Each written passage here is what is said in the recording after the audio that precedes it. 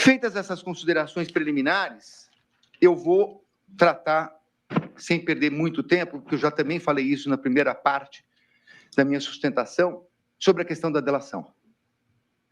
A questão da delação, na verdade, eu não sei se foram 11, 15, 16 depoimentos, ministro Fux, com Vossa Excelência tinha feito a pergunta, é ele que realmente foi chamado para depor 11, 12, 13, 14, 15, 16 vezes. Mas, nas 16 vezes, ele mudou de versão diversas vezes. E isso não sou eu que estou dizendo. Na verdade, o Ministério Público Federal e a Polícia Federal, no último relatório de novembro, quando se disse que ele tinha inúmeras omissões e contradições. Portanto, na verdade, ele apresentou uma versão e ele alterou essa versão. Mas, para além disto, agora, durante o seu interrogatório, eu fiz a pergunta a respeito de um perfil de Instagram. Falso. Gabriela R. Aonde está esse perfil do Instagram? No celular dele. Eu juntei isso no processo. No celular dele, com a senha. Então, vem essa conversa. Não é ata, com todo respeito ao professor Bittencourt, professor de todos nós. Não tem ata. Não tem... O que tem é uma conversa em que ele está revelando a delação para terceiros.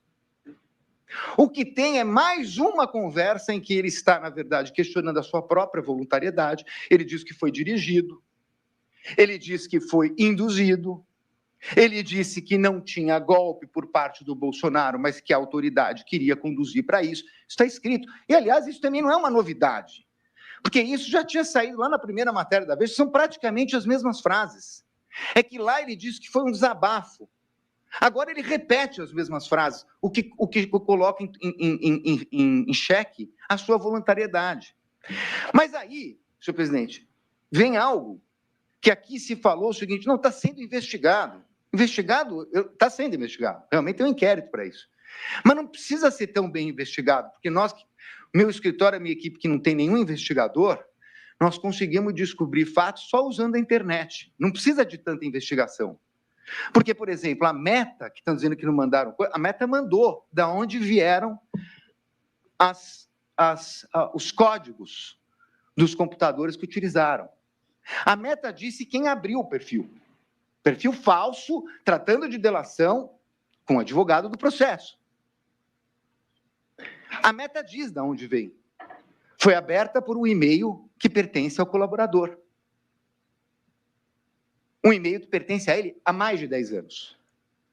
A Meta também diz, ela não é uma quebra de sigilo, mas a Meta dá lá o número, perdoe a minha ignorância, eu não sei o nome se é código enfim, tem um código que a Meta manda que você coloca na internet para saber o seguinte, de onde veio? A internet não diz, efetivamente, veio aqui do celular do Celso, que está no Supremo, mas ela dá a localização aproximada. Da onde veio essas mensagens? Do condomínio do colaborador. Do condomínio do colaborador. Então, que conversa é essa? Aí é perguntado, é chamado, antes do julgamento, o senhor tem esse perfil? Não, eu não tenho. O que foi isso? Uma montagem. Não, não é uma montagem. O celular é dele, ele que criou esse perfil. A localização da casa dele é a que manda os sinais eletrônicos. E mais do que isso, a senha e o perfil estão colocados no celular dele, que foi apreendido lá atrás, não é de agora. Então, a prova que ele usou isso, ela é absolutamente indiscutível. Se vão fazer investigação para punir alguém, isso eu não sei. Agora, o que mostra isso? Que esse homem não é confiável. É tão simples quanto isso. E aí, o que temos, na verdade? Porque eu estou ouvindo, seja pela imprensa, seja em todos os lugares, tratar-se o seguinte, não, a prova independe do colaborador. A prova independe do colaborador. A Polícia Federal tem todas as provas. Colaborador, ora o colaborador é importante, ele era importante antes de ser desmoralizado. Agora que ele está desmoralizado porque pego na mentira pela enésima vez. Não é pela primeira vez, pela enésima vez. E agora com duas questões. Ele rompeu a delação formalmente, porque ele, na verdade, rompeu o contrato, ele mentiu e ele colocou sua voluntariedade em xeque. Mas, da onde surge, e aí vamos falar da questão da minuta, da onde surge a questão de prisão de ministros e prisão do ministro Alexandre de Moraes? Do depoimento dele. A denúncia reproduz isso. A denúncia fala, confirmou o ajuste realizado por Jair Bolsonaro que mantinha a prisão do ministro Alexandre de Moraes. O tal do enxugar a minuta é do delator. Isso não sou eu que estou dizendo, é a denúncia. Estou citando aqui especificamente a denúncia. Confirmou que recebeu de Felipe Martins a minuta do decreto que detalhava os considerandos. De acordo com o que ele fez adiante, ajustes na minuta, submetendo apenas a prisão do ministro Alexandre de Moraes.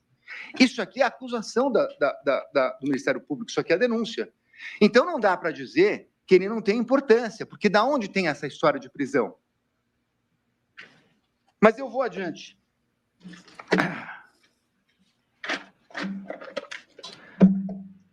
O mérito. Senhor presidente, a prova produzida pela defesa demonstra que o presidente Bolsonaro determinou uma transição. A prova determina que ele, além de determinar uma transição, ele autorizou. Eu acho essa questão muito importante. O novo ministro da Defesa estava tendo dificuldade para falar com os comandantes militares. Em dezembro, no início de dezembro, os comandantes não estavam atendendo o então nomeado ministro da Defesa pelo presidente Lula. Ele liga para o presidente Bolsonaro, que não só o ajuda, como determina que ele fosse recebido para fazer o quê? A transmissão do cargo que aconteceu em dezembro. Todas as testemunhas, o governador de São Paulo, senadores, deputados, falam a respeito da transição, que foi efetivamente determinada. Essa é a prova dos autos. Mas nós temos aqui uma acusação, que eu disse no início, que é uma acusação contraditória. Eu já vi, ministro Zanin, Vossa Excelência, tantas vezes quanto eu, que nós sabemos que existe um princípio que a denúncia não pode conter acusações alternativas. Mas nós também sabemos que, embora não possa ter acusações alternativas, elas não são tão raras, elas não são tão incomuns, elas acontecem. E por uma questão até de objetividade, de garantia do processo, não se anula toda denúncia que tem uma acusação alternativa. Deveria, mas não ocorre. O ponto aqui é que nós não temos uma denúncia alternativa, nós temos uma acusação alternativa, que, na verdade, consta aqui, foi reproduzida pelo eminente professor Paulo Gonet. Diz a denúncia: o golpe não se consumou, uma vez que, não obstante tentado e insistentemente pelos denunciados, não obteve a adesão dos comandos do Exército e da Aeronáutica, o empenho em cooptá-los para o empreendimento criminoso e, portanto, para consumar o golpe, assumiu diversas formas envolvendo ataques virtuais aos militares de alta patente que mantiveram, enfim, as Forças Armadas fiéis à vocação democrática. O golpe tentado não se consumou pela fidelidade do Exército, não obstante o desvirtuamento de alguns de seus integrantes. Pois bem, Se nós estamos falando numa tentativa não consumada, que eu estou lendo aqui, até porque eu considero essa palavra tentativa inapropriada no crime de atentado, mas, de qualquer maneira, se nós estamos falando de não se consumou por questões dos militares, então nós estamos tratando claramente de 7 de dezembro, da reunião de 7 de dezembro. Claramente a respeito da reunião de 7 de dezembro. Mas, enquanto isto,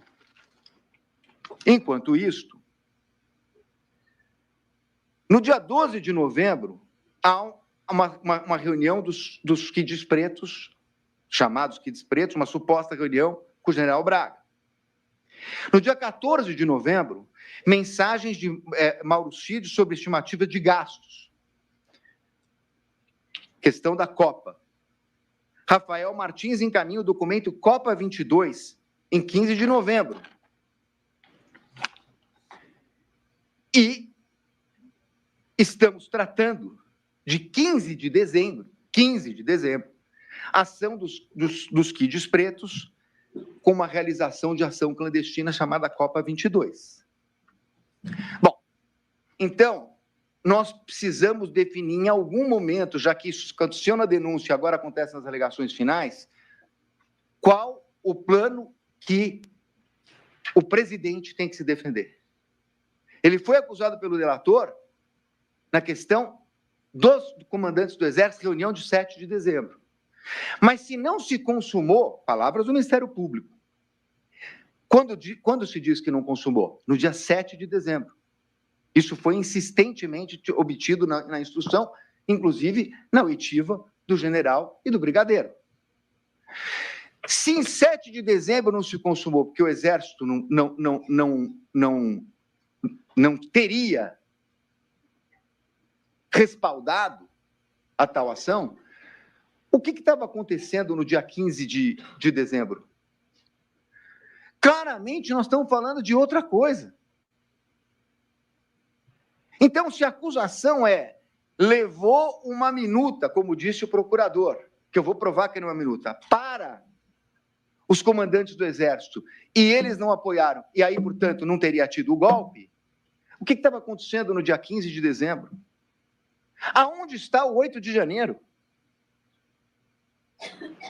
Porque, então, na verdade, nós estamos falando de sucessão.